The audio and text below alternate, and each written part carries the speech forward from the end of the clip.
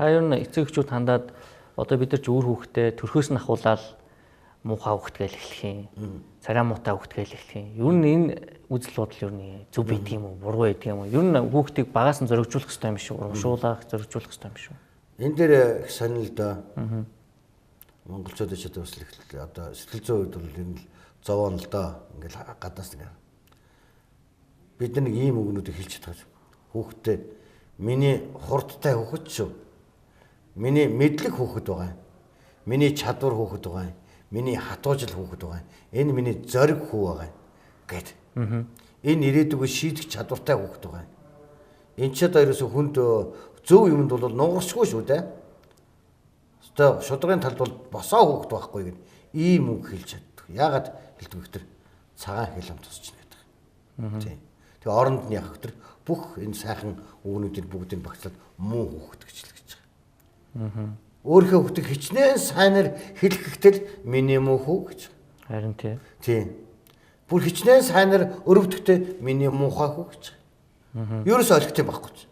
Тэгэхээр хүний оюун ухааны оролтын суг гэж түр ярьсан шүү дээ. Энэгээр юу оруулна энэ дотор програм болцсон. Тэгэхээр муухай гэдэг тэр хүүхэд одоо миний муу хүүхэд, миний муухай хүүхэд гэдэг ингээл энэ нь ороод. Одоо биш нэг сонирм хэлж л тань одоо юу үзэгчтэй тийм.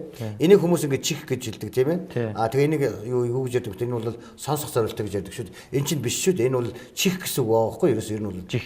Тийм. Энэ бол нүд гэсэн үг байгаа шүү дээ. Тийм байна. Тийм. Тэгэхээр нийлүүлчихэр нүд чих гэсэн үг. Биш цог биш. Нүд чих. Энэ оюун ухааны оролтын суг чинь энэ нүд чих гэдэг юмар орж байгаа байхгүй. Энэ оролтын сугаар телевизээр бахан одоо бахан байлдатай кино нүдэл энэгээр муу гэж чихээд өгөхөр энэ зааж байна. Нэг л сонирм сууж байгааз. Тэгээ тэндээсээ тань бид юу вэ? Гоё юм хүлээгээд байгаа. Үгүй хэрэггүй. Гоё юм байхгүй. Харин яасан гэхээр энэ рүү тэр дандаа сайн юмд хийгээд өг. Жишээл ингэдэг шүү дээ. Одоо хүүхдээ өглөө сэрэх гэж байгаа. Хичээлдээ явахгүй. Тэгээд одоо хичээлд босооч чи одоо тэгэл сүүдрэл үгэлж эхлэн шүү дээ.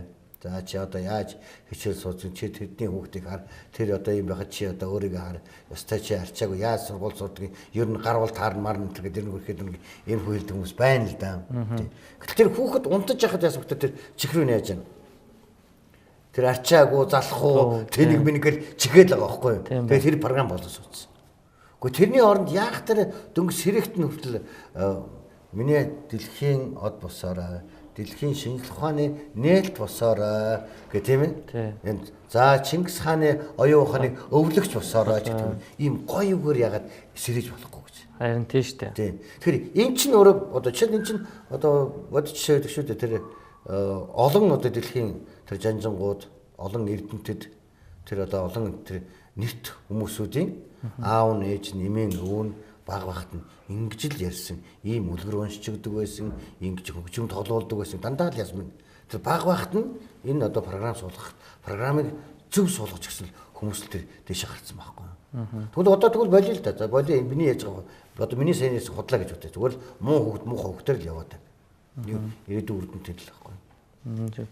Одоо бидний үед чинь манай эцэг эхчүүд маань ерөөс болохгүй гэдэг үгийг маш хэрэглэдэг байсан. Чи аль хууж болохгүй, тамиг татчих болохгүй. Яагаад гэдэг тайлбарыг хизээш хэлж сонсоогүй юм шиг биш бодогдоод байгаа юм. Та энэ талаар юу гэж боддог? Болохгүйгийн хуулиар бид нар хуульчлагдсан хүмүүс. Багаас авахгүй л.